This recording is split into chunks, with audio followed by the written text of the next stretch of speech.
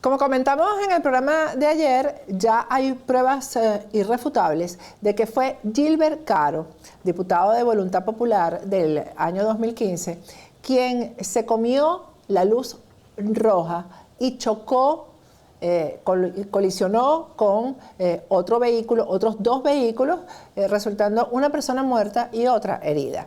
Vamos a conversar hoy con nuestro abogado de inmigración, Jesús Reyes, sobre las consecuencias que esto le va a traer a Gilbert Caro.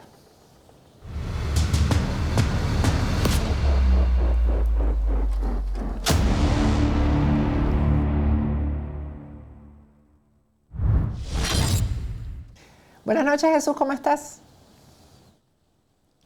Sí, bueno, aquí a la expectativa de lo que va a pasar esta noche. Como sabemos, hay un debate presidencial y sé que muchas personas de nuestra comunidad van a estar viendo lo que van a decir los dos candidatos y bueno, esperemos que sea algo donde las personas estén bien informadas y sepan cómo votar estas elecciones. No, y seguramente el tema migratorio va a estar ahí presente en el debate, Jesús. 100%, sí. Bueno, hablábamos en el intro acerca del caso de Gilbert Caro, pero este puede ser el caso de cualquier inmigrante, ¿no? Ponemos el de Gilbert Caro porque es muy cercano a la comunidad venezolana y resulta que el hecho de haberse ido de la escena, porque después del choque se bajó del carro y se fue, se fugó de la escena, a eso se le suma ahora la mentira, porque él había declarado que la persona que lamentablemente falleció fue quien se comió la luz roja y resulta que por una cámara del tercer vehículo se supo que quien se comió la luz roja fue el propio Gilbert Caro. Mintió, se fue de la escena del crimen, hoy en día está preso porque todavía no le han dado una fianza en inmigración. Le dieron la fianza en la Corte Penal y una vez que le dieron esa fianza, que fueron $15,000, que los pagó en efectivo, por cierto, cayó preso en inmigración, que es el procedimiento regular. ¿En qué afecta, Jesús, cometer crímenes cuando tú estás en medio de un trámite migratorio? Afecta muchísimo y esto es un claro ejemplo de cómo las consecuencias migratorias que pueden tener cuando una persona comete alguna falla moral o una falla legal, en este caso un crimen.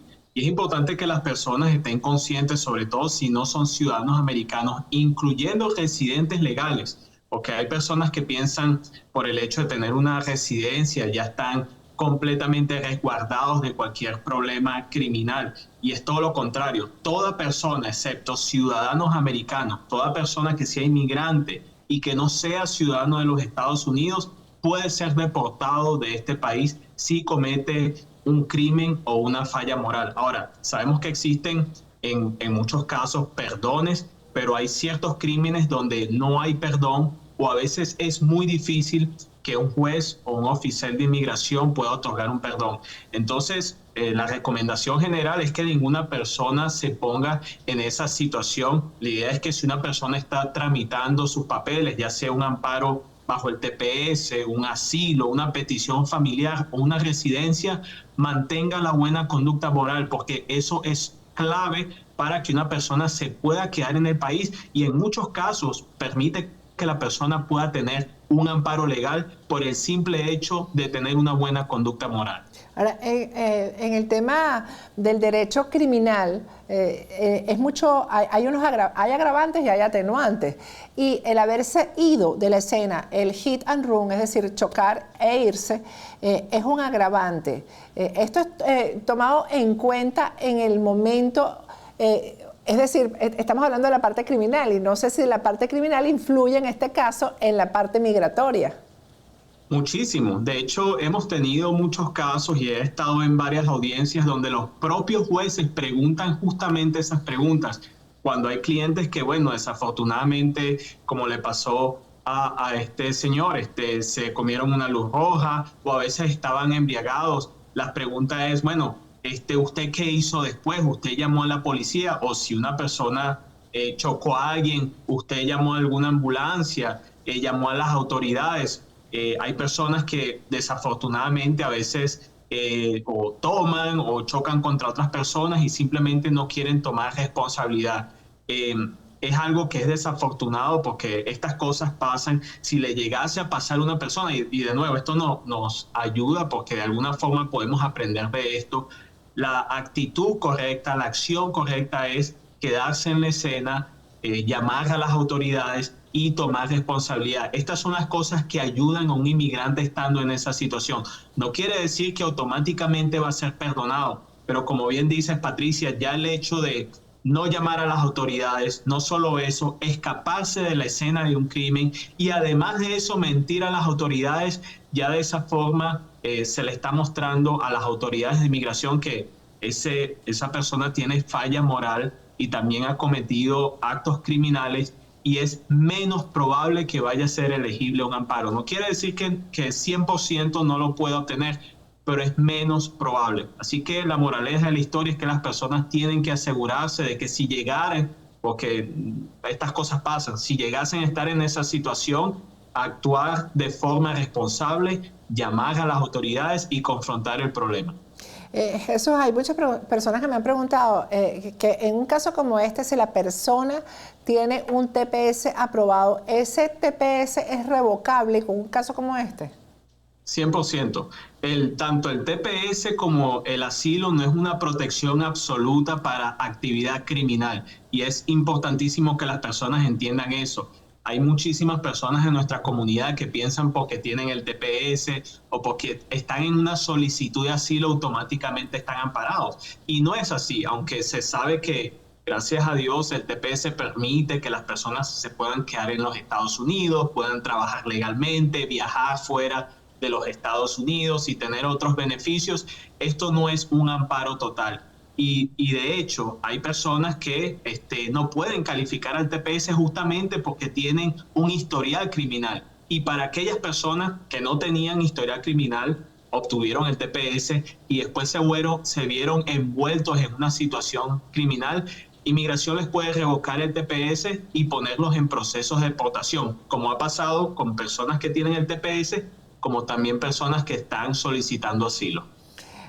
Jesús, cambiando el tema, hemos tenido, así como, de hecho acabo de tener una entrevista con un periodista venezolano que está en España, y es un debate sobre el tema de los asilos, ¿no? Porque no es lo mismo solicitar asilo político aquí en Estados Unidos que solicitarlo en el resto del mundo o en los países que han firmado la Convención de Viena. Y yo he tratado de explicarlo, ¿no? Es mucho más ventajoso tener un asilo aquí en los Estados Unidos porque Estados Unidos respeta la libertad de expresión, no te pone impedimentos, y bueno, y hablo por mi situación particular. Yo soy asilada política aquí en los Estados Unidos y nunca me prohibieron absolutamente nada, nunca tuve ningún impedimento. Yo quiero que tú expliques qué tipo de protección ofrece el asilo político aquí en Estados Unidos. Una persona que se le apruebe el caso, o si hay algún impedimento para esa persona que solicita asilo político aquí en Estados Unidos. En los Estados Unidos no hay ningún impedimento para una persona que se le haya otorgado el asilo. Las personas tienen el derecho a la libre expresión de prensa, de participar en actividades políticas, y esto no hay limitantes para eso, con tal de que las personas estén haciendo algo debido, que no estén violando las leyes o actuando de forma criminal, entonces tienen todo el derecho a continuar. En este caso, si es que son asilados políticos y quieren estar involucrados, digamos, en un cambio político en sus países, tienen todo el derecho de hacerlo. No hay ninguna limitante aquí en los Estados Unidos para eso. Y no solo eso, y hablando de ese tema que me parece bien interesante, hay muchas personas que a veces al solicitar asilo tienen preocupación porque me dicen, abogado, yo tengo miedo de que las autoridades de mi país sepan esa información, yo tengo miedo de que ellos vayan a tratar de confirmar o averiguar esto con las autoridades de otros países. Y eso no pasa, eso es imposible. Cuando una persona somete un caso de asilo, eso es totalmente confidencial, eso queda entre el solicitante, el gobierno y si la persona tiene un abogado, con su abogado, pero esto no es información que se comparte con otros gobiernos. Y además de eso, hay una protección absoluta, es decir, una persona mientras esté en un proceso puede estar aquí libremente, puede ejercer su derecho a la expresión y puede continuar su caso sin temor a que vaya a ser reprimido o que vaya a ser víctima de algún acoso, algún problema legal. En el caso del presidente electo de Venezuela, Edmundo González Urrutia, su abogado en Venezuela explicó que no puede hablar ni puede dar declaraciones en España mientras dure su trámite de asilo.